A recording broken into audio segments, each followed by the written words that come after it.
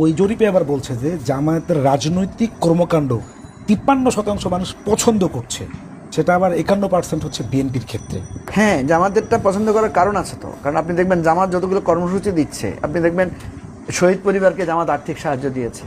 জামাত যেখানে কোনো ঝামেলা হচ্ছে সেখানে জামাতের আমির ছুটে যাচ্ছেন, আর অগ্নিকাণ্ডে যাচ্ছেন, তারা এক ধরনের সোশ্যাল ওয়ার্ক, নানা ধরনের কার্যক্রম তারা পরিচালনা করছেন।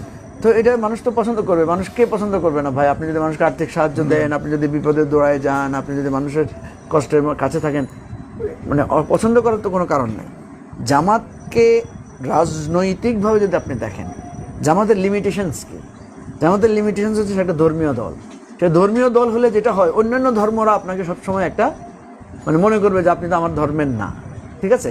জামাত কিন্তু এটাকে সাবসিডাইজ করার জন্য সে কিন্তু এখন অন্য ধর্মের সাথেও খুব লিবারাল একটা উদার আচরণ করে। এবার হচ্ছে আপনার এরকম আবার জামাত হচ্ছে একটা প্রার্থীও বানাইতে পারে, কিন্তু জামাত একটা শরিয়া ভিত্তিক দল। তো যারা একটু শরিয়ার বাইরে আছে তারা মনে করে যে আমার তো এই দলে স্কোপ নাই। নারীরা, তারপর ধরুন অন্যান্য কমিউনিটি যারা আছে, যারা কিছুটা অত কঠোর ধর্মীয় নীতি মানে না, জামাত কিন্তু সেখানেও খুব রিল্যাক্সড। মানে মানে আপনি ঢাকা ইউনিভার্সিটিতে দেখেন ছেলে মেয়েরা একসাথে বসে তারা এক ধরনের ইনক্লুসিভ ফর্ম দেখিয়েছে। ফলে জামাত তার যেই জায়গাটা তাকে অপছন্দ করার কথা, সেই অপছন্দ জায়গাটাকে কিন্তু জামাত তার সাথে অ্যাকোমোডেট করার জন্য চেষ্টা করছে। এখন বিএনপির জায়গাটায় আসেন আপনার, বিএনপির প্রতি অপছন্দের কোন জায়গাটা মানুষের বেশি? মানুষ বিএনপিকে অপছন্দ করে কারা? বিএনপিকে অপছন্দ করছে ওই অংশটা যারা কোনো না কোনোভাবে মনে করছে চাঁদাবাজি, এটা সেটা। বিএনপি সম্পর্কে একটা প্রচার তৈরি হয়েছে এবং বিএনপি কিন্তু 6 থেকে 7 হাজার লোককে বহিষ্কারও করেছে এগুলোর অভিযোগে। সুতরাং এটা একটা স্টাবলিশড হয়ে গেছে যে বিএনপি মনে হয় এই সমস্ত কাজের সাথে কোনো না কোনোভাবে ইনভলভ।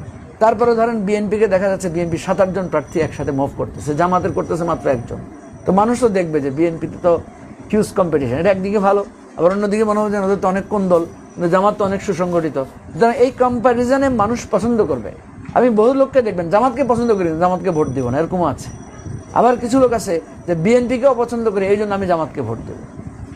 তো এই ধরনের ইলেকশনের নানা হিসাব, ইভেন এমন অনেক জায়গায় আপনি অদ্ভুত অদ্ভুত তথ্য পাবেন, ঠিক আছে? সেদিন আমি একটা ছোট ইন্টারভিউ দেখলাম, একটা লোককে জিজ্ঞেস করছে সে কাকে ভোট দিবে, সে বলে আমি জামাতকে ভোট দেব।